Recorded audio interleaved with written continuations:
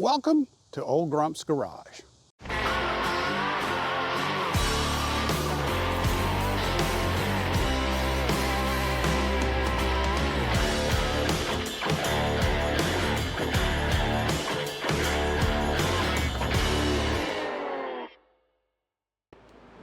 Hey y'all, Alan, Old Grump's Garage. Today we're going to be addressing brakes on our 1950 Chevrolet pickup truck.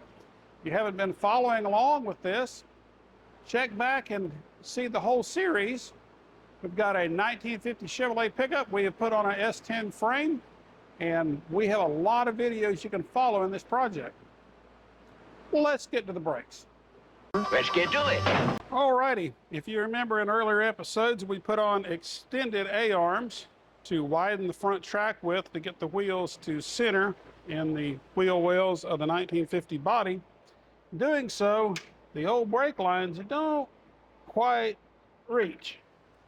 And the brakes and the brake lines on this S10 frame that was a donor were looking pretty sketchy when we got it. We found some rusted out spots on the steel lines, etc. So we abandoned all the steel lines and have new steel lines that we're putting back in place. So let's replace the brake hoses on the front end as well. What we have found for a longer front brake hose is we went to the ACDELCO line and found replacement hoses for the four-wheel drive S10, which are longer than the two-wheel drive brake hoses, as you can see here. Nice, easy solution. We'll put part numbers in the description. Alrighty.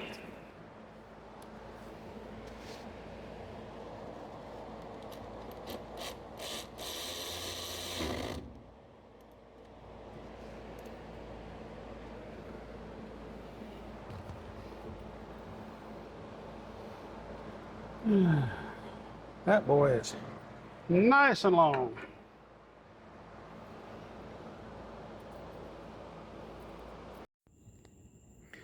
Alrighty, y'all. There it is, replaced. Sorry, there's a gap here in the video. Apparently the phone overheated. It's 98 in the shop, but you see the new line, it runs a little bit different than the old line. It has this metal formed piece, which makes it nice. It wraps it up, brings it up. Got plenty of clearance up in there now. Now I can start working on replacing steel lines now that we got the front rubber line issue resolved. Like I said before, I'll put the part numbers in the description if you want to use this as a solution for your build. We interrupt this program to ask you to take a moment and like the video and go ahead and subscribe to the channel. It'll really help us maintain the channel and continue to provide you content that you find interesting to help you along your way as you're restoring square bodies and other old Chevrolet pickup trucks. And it continues to grow our community. Thank you for your support, and we now return you to your regularly scheduled program. New brake lines have been installed. Some considerations when you go to do this job. 95 and up S10s have anti-lock brakes, and down along the frame they'll have this big box. Your lines from your master cylinder will run down into that and split out from it to the front wheels and the rear brake lines. If you're not doing that, which I didn't, you'll end up wanting the brake lines for a 94 or older S10, which would work with your traditional proportioning valve, etc.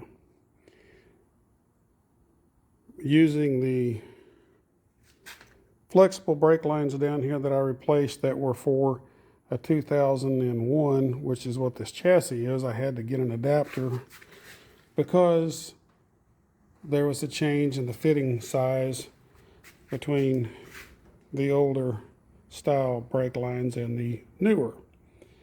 So some things to consider.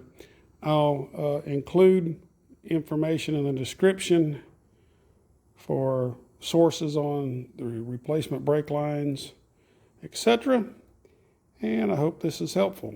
Till next time, keep turning them wrenches. Let's get her done.